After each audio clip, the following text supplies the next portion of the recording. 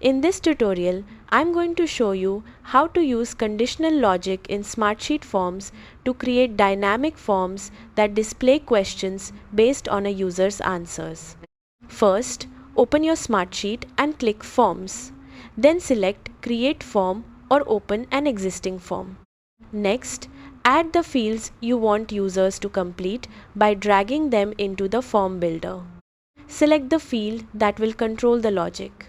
Then scroll to the logic section on the right side and click Add Logic. Now create a condition. For example, if a user selects a specific department, you can choose to show an additional field that's only relevant to that department. Set the condition and choose which fields should appear or remain hidden based on the user's response.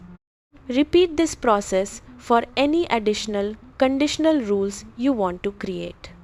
Once your logic is configured, click Open Form to test it and make sure the correct fields appear when different options are selected. If needed, return to the form builder and adjust your logic until everything works as expected. When you're satisfied with the form, save your changes and share the form link with your users. That's it.